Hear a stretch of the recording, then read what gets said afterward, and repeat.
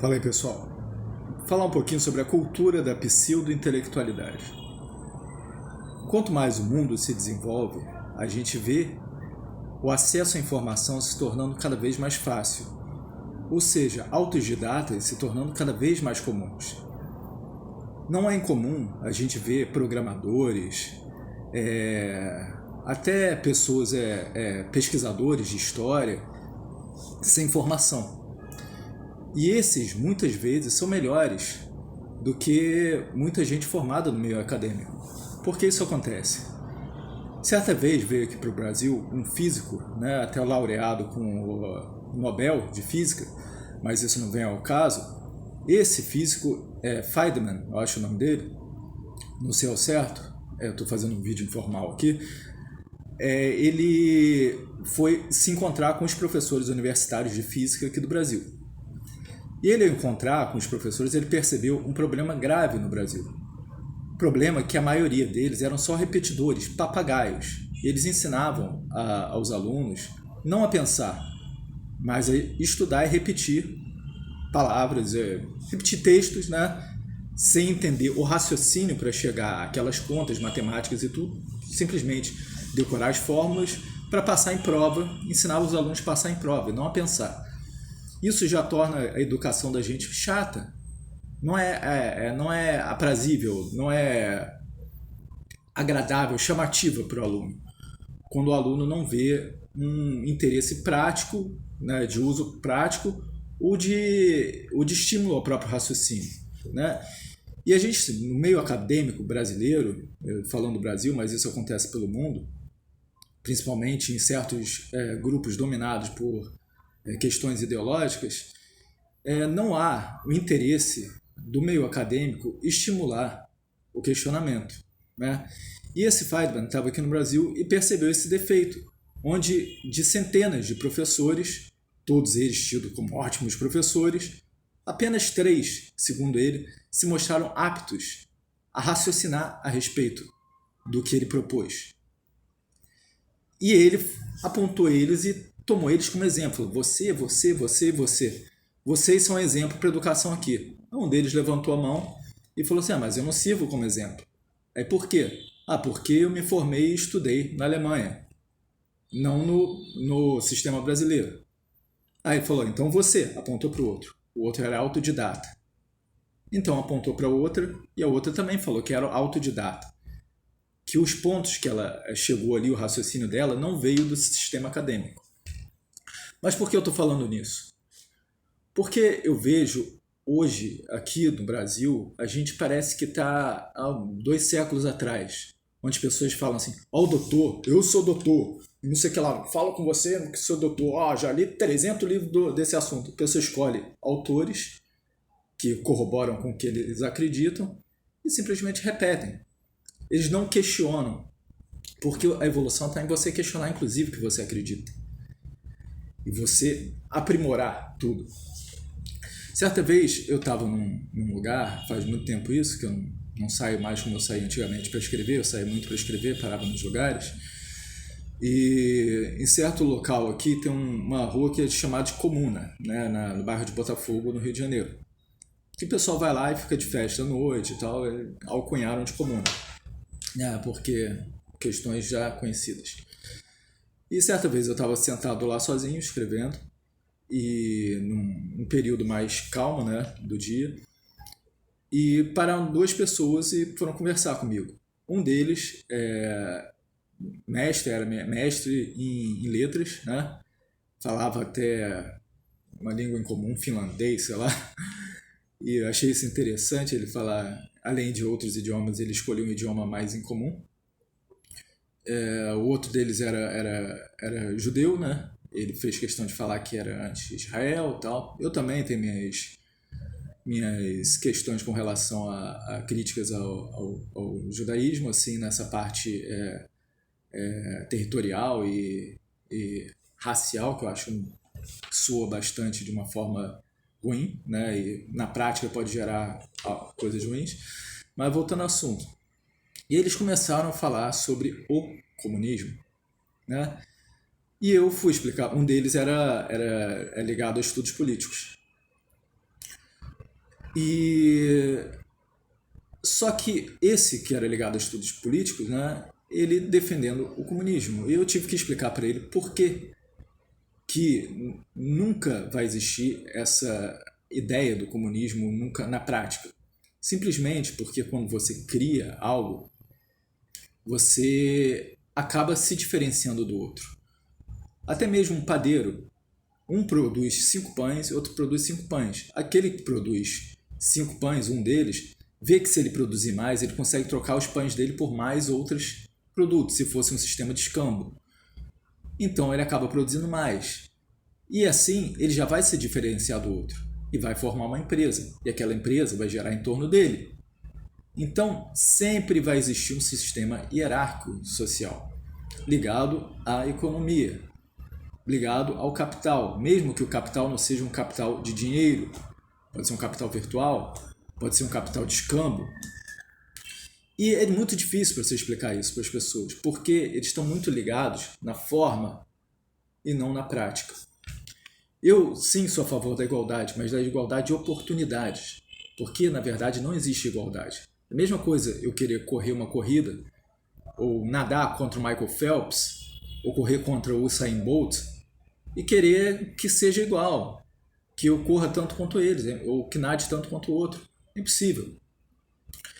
E com relação a esse sistema da gente, é fácil alguém chegar e falar assim, mas quem é você para falar? Eu sou isso, sou assado, sou laureado, não, sou formado e fiz tantos anos de faculdade para repetir. E jogam na tua cara como se você fosse menor. Isso em outros países mais desenvolvidos, até mesmo nos Estados Unidos, é uma piada. Porque o que vale é sua capacidade mental, técnica, sua capacidade de pensar. E aqui isso não é valorizado. É valorizado só o estereótipo. Outra vez também, há muito tempo atrás, quando eu fazia faculdade, eu estava sentado em bar da faculdade, né? E veio 2 franceses conversar, 2 idosos. E um deles, os 2 sempre frequentavam lá, né? Eles eram meio alcoólatras e tal. E um deles lá, meio afetado, chegou para mim e foi falar de Freud, né? E eu falei que discordava do Freud por isso assado. Isso há quase 2 décadas atrás. E ele levantou da mesa rindo, apontando para mim, rindo. Quem é você para discordar do Freud? Eu falei, eu sou uma mente pensante, eu penso. Isso eu acho que ele está errado. O que aconteceu? Saí meio chateado com a situação, que eu fui deixado sozinho ali e tal. Anos depois, há pouco tempo até, foi descoberto que o que eu critiquei a respeito do Freud, realmente o Freud estava errado. Que era com relação aos sonhos e mais outra questão que eu não lembro. Que o raciocínio dele era um raciocínio primitivo e autocentrado. Apesar dele ter influenciado e motivado certas coisas, ele estava errado em diversos pontos. Então, é difícil você lutar contra um sistema midiático, um sistema que cria de idolatria, vamos dizer assim. Cria ídolos incontestáveis. As pessoas são falhas. Então, no Brasil, a gente está tendo que combater um sistema educacional onde o problema não são os alunos. O problema são os professores, que são extremamente ruins. Como o próprio Feynman percebeu, que os 3 melhores de mais de uma centena eram 2 autodidatas e um cara que não estudou no Brasil. Então, a gente vê opiniões, como eu disse no vídeo anterior, de pessoas até que estudaram em Harvard e tal, opiniões merda. Porque a base de raciocínio dele é ruim. E a base de informação dele é uma informação que ele escolhida. Ele escolhe o que corrobora com o que ele quer e não vê por outros espectros, né, da coisa, ou outros contextos, outros pontos de vista. Então, nessa eleição, a gente vê, de um lado, o pessoal votando no Lula, gente que se diz acadêmico. Como alguém que se diz acadêmico, como alguém que se diz intelectualizado vai votar no Lula?